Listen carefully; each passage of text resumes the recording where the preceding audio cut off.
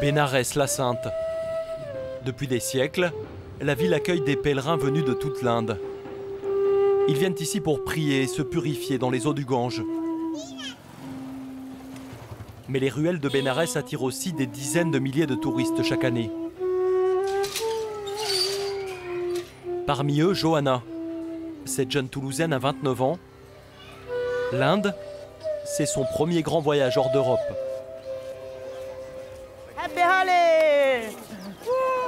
Là, c'est donc Holi, c'est la fête des couleurs. Les Indiens fêtent donc la fin de l'hiver et l'arrivée du printemps, de l'été. Mais dans la foule de Bénarès, la Française va se sentir très seule. Les femmes ont déserté la fête et Johanna réalise qu'elle n'est plus en sécurité.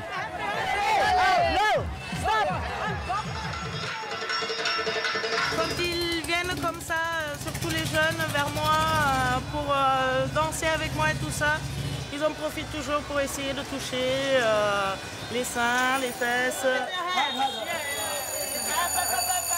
La jeune femme presse le pas, sans parvenir à repousser un groupe de jeunes garçons, devenus trop agressifs. Ok.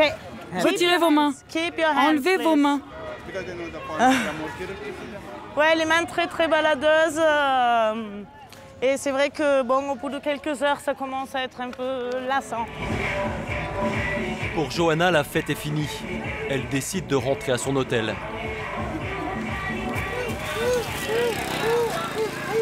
Dans la foule des danseurs, l'alcool fait maintenant son effet. Les inhibitions tombent. Les chorégraphies sont de plus en plus obscènes.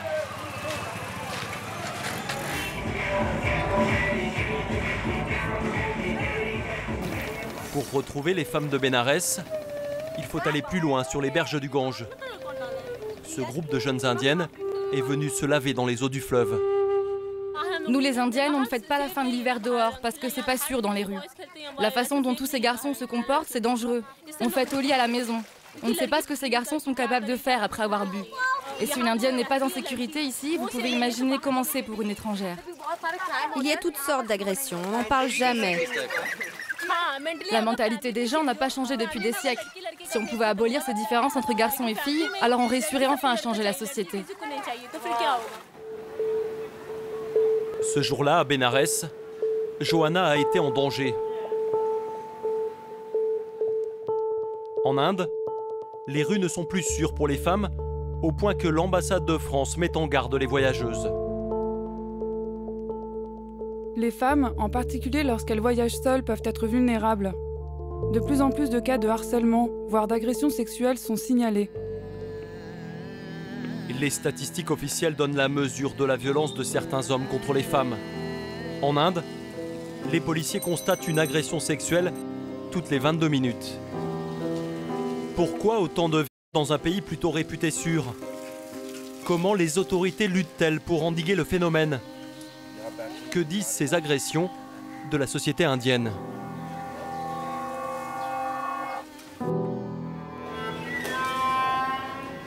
Dwarka, une banlieue populaire de New Delhi. Comme des millions de jeunes indiennes, Rinima a quitté son village pour une vie de femme active dans la capitale. Rinima a 30 ans, elle habite seule dans ce petit appartement et comme tous les matins avant de partir au travail, elle choisit ses vêtements avec soin. Je fais attention à m'habiller de manière décente, d'une manière différente de ce que je mets quand je sors avec mes amis ou quand je vais à une fête par exemple. Alors oui, je prends ces précautions pour ne pas être trop voyante ou porter des vêtements qui sont transparents. Vous surveillez votre comportement aussi? Bien sûr. Comme je dis toujours, il faut faire profil bas. Dans ce pays, ça marche comme ça. Rinima travaille dans une société de conseil. Pour rejoindre son bureau au centre-ville, elle doit voyager près d'1 heure dans les transports en commun. Un long trajet en bus que la jeune femme ne fait jamais l'esprit tranquille. Il y a des hommes qui essaient de vous toucher là où ils ne devraient pas. Délibérément, c'est pour ça qu'on a peur. Arrêt après arrêt, Les passagers sont toujours plus nombreux. Et dans le bus maintenant bondé, les voyageuses nous racontent toutes la même histoire. Ce qui se passe dans les bus, c'est complètement hallucinant, c'est intolérable. Ils nous disent des choses dégueulasses à l'oreille sans arrêt. Vous ne pouvez pas imaginer. Et concrètement, il se passe quoi? On nous touche, on se frotte à nous. Et ce qu'ils nous disent, on ne peut pas l'oublier. Ça résonne longtemps dans nos têtes. Comment je peux dire? J'entends des choses tellement sales que j'ai honte de le raconter. Le soir surtout, il y a des hommes ivres et d'autres qui nous encerclent et nous touchent absolument partout. C'est dégueulasse. Au dégoût suscité par ces gestes déplacés se mêle un autre sentiment. Lorsque la nuit approche, c'est la peur. Une peur née d'un drame survenu dans l'un de ces bus il y a un peu plus d'1 an et demi. Depuis le de décembre 2012, je pense que les femmes ont très peur chaque fois qu'elles montent dans le bus. Le 16 décembre 2012, il est 21h. Jyoti Singh, une étudiante de 23 ans, sort du cinéma et monte dans un bus. À son bord, des hommes qui deviendront ses bourreaux. Battue puis par 6 hommes, la jeune femme ne survivra pas à ses blessures. Le récit de son agression déclenche alors une vague de protestations sans précédent en Inde, libérant la parole des femmes.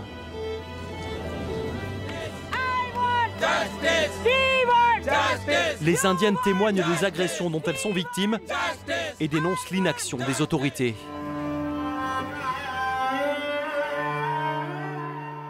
Dans ce combat contre la violence des hommes, la famille de Jyoti a joué les premiers rôles.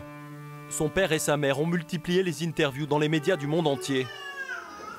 Mais ce jour-là, quand nous les rencontrons dans leur appartement offert après le drame par le gouvernement indien, les parents de Jyoti semblent apaisés. Les agresseurs de leur fille viennent tout juste d'être jugés. Le verdict de la Cour suprême fait la une de tous les journaux.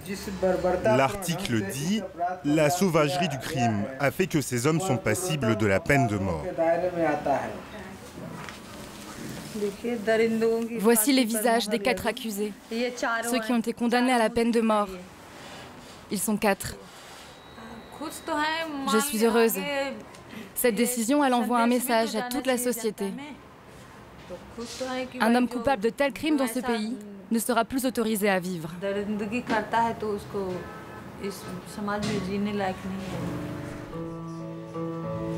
Depuis la mort de Jyoti, les autorités indiennes ont durci la loi. Autrefois punis de 10 ans de prison, les hommes condamnés pour viol encourent désormais la perpétuité, voire la peine de mort, en cas de décès de leur victime. Mais cette fermeté affichée à Delhi est-elle la règle dans ce pays vaste comme un continent? Nous quittons la capitale et partons pour l'Haryana. C'est l'un des États les plus conservateurs, même si nous ne sommes qu'à une centaine de kilomètres de New Delhi. L'homme penché sur son ordinateur s'appelle Surinder Singh. Il est le correspondant local de NDTV, la plus grande chaîne d'information indienne.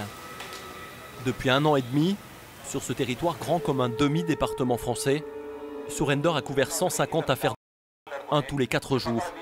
Et puis il y a eu cette journée de février 2013. Ce jour-là, on a eu 3 cas. 3 en 24 heures.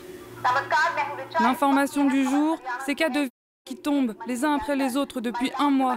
9 affaires enregistrées dans le seul état de l'Haryana. Et puis cette terrible nouvelle, 3 dans la journée d'hier, pour lesquelles la police a ouvert des enquêtes. Aujourd'hui, Surinder part interviewer une de ses victimes. Une jeune fille par 8 hommes à l'âge de 16 ans et qui accepte de témoigner.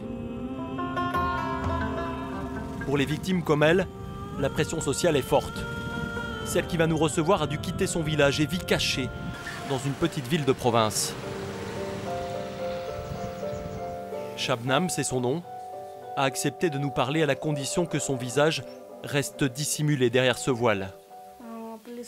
Je marchais dans la rue, j'allais chez ma grand-mère. Une voiture est arrivée derrière moi. Des garçons sont sortis et ils m'ont attrapée. Ils m'ont fait monter de force dans la voiture. Vous connaissiez ces garçons? Oui, ils sont tous de mon village.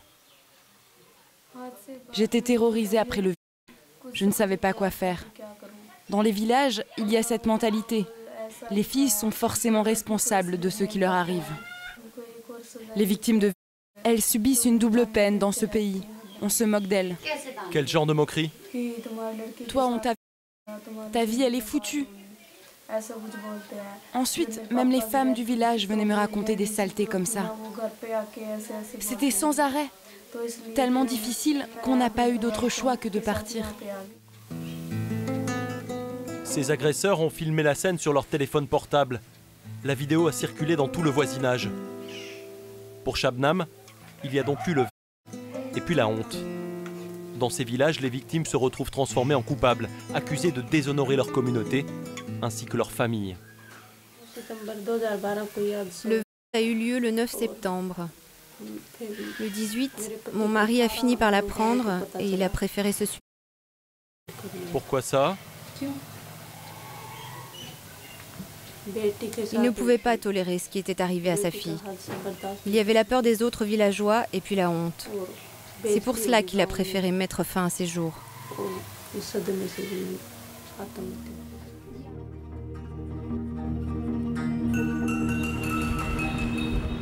Shabnam suit un traitement médical pour l'aider à retrouver un équilibre.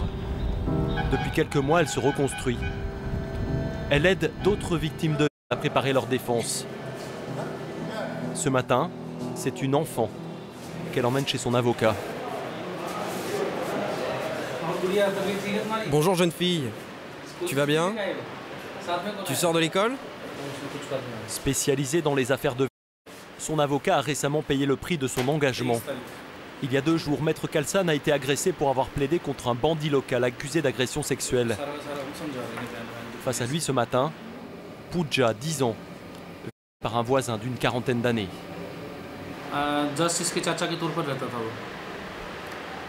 Ce jour-là, elle était seule à la maison. Il y avait ce voisin, très proche de la famille, comme un oncle. Il a attiré Pooja dans sa chambre avec des bonbons, puis il l'a attrapée, lui a enlevé ses vêtements, il l'a empêché de crier et il a fait cette chose très grave.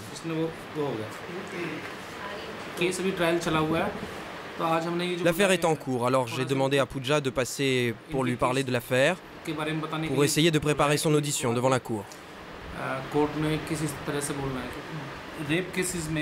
En général, c'est très difficile d'obtenir justice dans les affaires de... Il y a la mentalité de la police, et puis celle de la justice. Et tous jouent contre les filles. L'Haryana est un des États indiens les plus touchés par les... Plus de 1000 agressions y ont été recensées l'an dernier. Une autre victime arrive. Sema a 14 ans et ses 3 agresseurs ont tous été acquittés. Regardez, voilà les dossiers des... Ces 2 dernières années, de 2012 jusqu'à aujourd'hui, j'ai plaidé plus de 50 affaires de... Ça veut dire que j'ai défendu les victimes et qu'on a été jusqu'au procès. Et combien de cas avez-vous réglés? 1, 2, 3. Dans 3 cas seulement, j'ai réussi à faire condamner les accusés. Traditionnellement, en Haryana, les affaires de se règlent au niveau des panchayats, ces tribunaux populaires. Les accusés sont relâchés avec une gifle ou des amendes de quelques euros. Et c'est à cause d'eux et de cette impunité que le nombre de est élevé. À quoi ressemble cette justice populaire dont nous parle Maître Khalsan? Cette justice des villages qui se substitue à celle de l'État indien. À quelques kilomètres, dans le village de Chidana, nous allons voir ce qui rend cette justice parallèle. Aujourd'hui, ils rendent visite à leur chef, Kuldeep Singh, celui qui dirige le Cap Panchayat, un de ces tribunaux populaires dont les jugements n'ont aucune valeur juridique.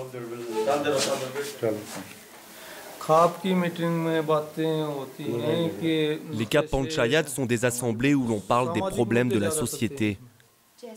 Et ce sont eux qui rendent la justice. Par exemple, pour les mariages entre castes, les crimes d'honneur, les infanticides. Ils sont là pour que la société vive en harmonie. Les Panchayats dirigent les villages d'une main de fer. Leur justice parallèle permet à ces hommes de garder le pouvoir. Aujourd'hui, le village de Chidana accueille tous les hauts responsables de Panchayat de la région. Il y aurait 265 000 tribunaux de ce type en Inde. Malgré leur interdiction, ils régissent encore la vie de dizaines de millions de personnes. À ce titre, ils sont régulièrement saisis d'affaires d'agression sexuelle. Et nous allons le constater, leur vision de ces dossiers repose sur des préjugés. Les femmes provoquent et ensuite on accuse les hommes. C'est presque toujours à cause des filles. Une justice moyenâgeuse, strictement masculine, et qui utilise le comme un châtiment. Récemment, dans l'état du Bengale, les juges d'un Cap Panchayat ont fait de ce crime un moyen de rendre leur justice.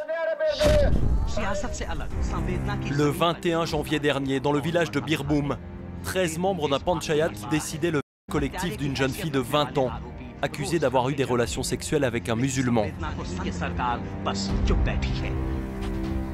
Sailin Mishra travaille pour une ONG de défense des femmes. Il a été l'un des tout premiers à arriver sur les lieux ce jour-là. Le collectif a eu lieu dans cette cabane en plein milieu du village. Les membres du Panchayat se sont réunis, ils avaient attaché le couple à un palmier, puis ils ont démarré le procès. Lorsqu'il s'est terminé, la plupart des hommes sont partis. Ceux qui sont restés ont emmené la fille à l'intérieur et l'ont... Le a duré très longtemps, une bonne partie de la nuit. Personne n'est venu sauver la fille. Les gens ne sont pas sortis de chez eux parce qu'ils ont peur. Dans ces campagnes, tout le monde a peur des Panchayats. Personne n'ose s'élever contre leur verdict.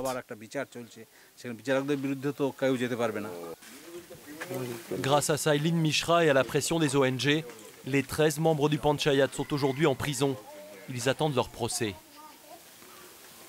Mais dans le village, c'est une toute autre histoire. Les mentalités n'évoluent pas. En cas de c'est toujours la femme qui est tenue pour responsable. Tout le monde était au village ce soir-là. Comment voulez-vous qu'il y eût un... Il y avait tout le monde, nos fils, nos filles. Le problème, c'est que cette fille se comportait mal. C'est pour ça qu'elle s'est retrouvée dans cette histoire. Elle fréquentait des garçons d'autres religions. C'était un mauvais exemple pour les jeunes filles du village. Nous, on ne veut pas de musulmans ici, et on l'a attrapée avec l'un d'eux. Maintenant, elle accuse nos hommes à nous. À cause d'elle, ils sont en prison.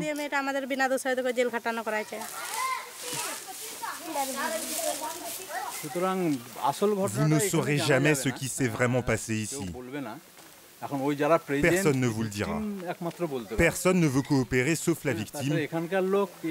Tout le monde a peur de parler. Dans ces campagnes, les Panchayats entretiennent la loi du silence. Pas de témoins, pas de condamnation. Sailin Mishra le sait, pas sûr que les 13 accusés de Birbhum ne soient un jour condamnés.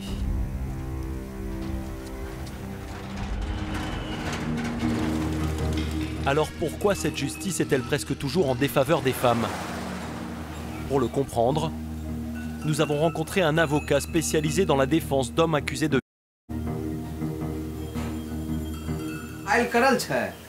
L'affaire a bien été enregistrée au tribunal. Ajoute une pièce au dossier, la liste des libérés sous caution. Lalan Kumar a défendu des dizaines d'agresseurs présumés. Première étape, les faire libérer sous caution.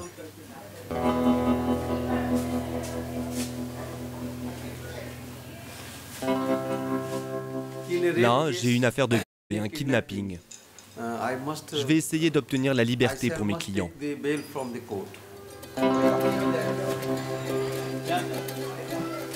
Lalan Kumar est confiant. Nous sommes dans l'état du Bihar, le plus pauvre et le plus corrompu d'Inde. Dans la salle des pas perdus du tribunal, des dizaines d'avocats attendent un client. Ils sont payés à la tâche et leur stratégie de défense est toujours la même. Bien sûr, ici, les cas de... on en a sans arrêt. Le nombre de plaintes augmente même très rapidement. Pour que les femmes obtiennent justice, en revanche, c'est plus compliqué. Le problème, c'est que notre système judiciaire est basé sur les dépositions des témoins et que la plupart des témoins viennent à la barre pour mentir. Pourquoi? C'est facile d'acheter des témoins? Oh oui, complètement. Dans la réalité, 99% des témoins dans les affaires de sont des faux. Les chiffres sont sans appel. Grâce à ces faux témoignages, seulement un homme sur 10 accusé de est condamné. Lalan Kumar a négocié le sort de son client. Il devrait être libéré dans 5 jours. Dans les affaires de comme celle-ci, c'est facile de faire sortir les prévenus en général? C'est dans ces affaires que c'est le plus facile. Les cas où des peines de prison sont prononcées sont extrêmement rares. Et en fait, 90% des accusés en réchappent. Ces 5 dernières années, Lalan Kumar a défendu 50 hommes accusés de 47 ont été libérés. Pour rencontrer l'un d'entre eux, l'avocat nous a donné une piste. À quelques centaines de mètres du tribunal se trouve une petite place où les caïds du quartier se retrouvent tous les jours. L'un d'entre eux a accepté de nous parler anonymement. Accusé d'une jeune femme de 20 ans, il a fait 6 mois de détention provisoire en attendant son procès. Un procès qui n'a jamais eu lieu. C'est une fille avec qui je sortais avant. Au début, notre relation était bonne. Après, elle s'est engagée avec un autre homme. Alors on l'a fait monter de force dans un 4x4. Et c'est là que je l'ai mis dans la voiture.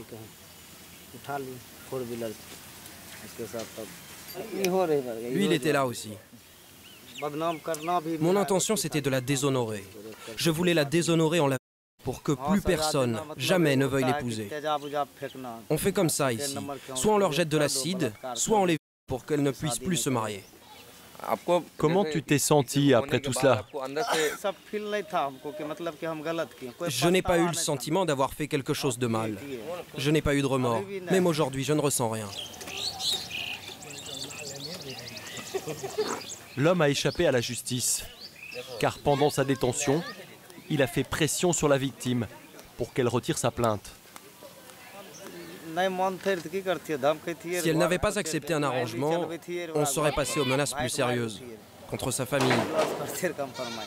Ou alors on aurait tiré quelques balles sur sa maison, ou j'aurais fait tuer son frère.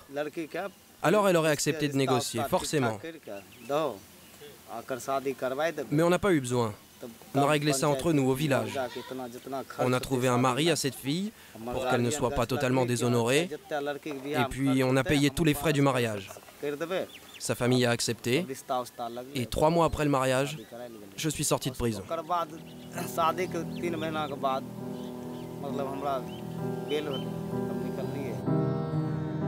Dans les provinces indiennes, l'impunité pour les est encore une réalité.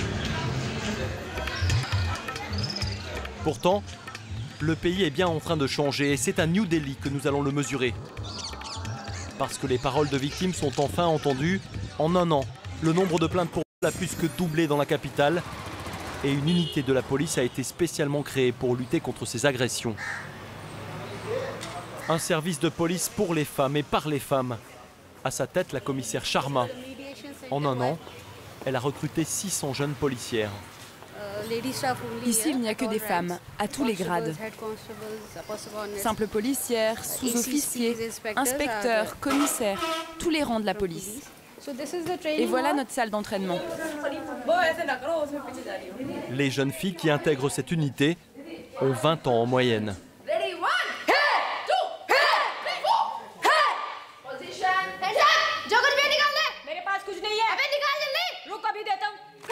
Elles sont déterminées à changer cette police, qui refuse encore trop souvent d'enregistrer les plaintes pour...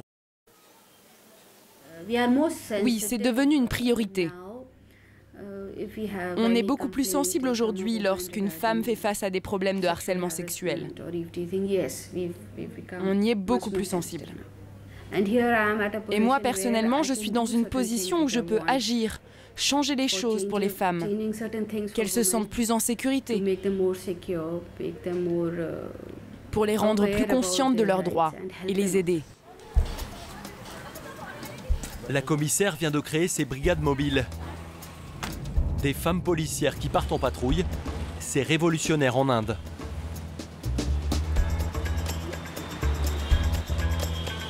Leur mission, c'est la sécurité dans les transports publics. Bonjour à tous. Des actions légales seront menées contre les hommes qui auraient insulté ou été grossiers avec des femmes dans ce bus. Parce qu'il y a beaucoup d'hommes dans ce bus, je vais être très claire. Nous menons cette opération contre ceux qui les harcèlent ou ceux qui se livrent à des attouchements. Je suis très contente. J'avais entendu parler d'elles à la radio et aujourd'hui elles sont là, pour de vrai, sous mes yeux. Dans le bus, les hommes semblent surpris et parfois dérangés par la présence de ces femmes policières. Un progrès sans doute, mais un progrès limité. Elles ne sont que 50 pour surveiller les 5000 bus qui circulent quotidiennement à New Delhi. Un progrès limité aussi, parce qu'en Inde, la protection des femmes ne serait donc qu'une affaire de femmes. Comme si les hommes ne pouvaient pas entendre leurs plaintes, comme si les hommes ne pouvaient pas rendre la justice en leur nom.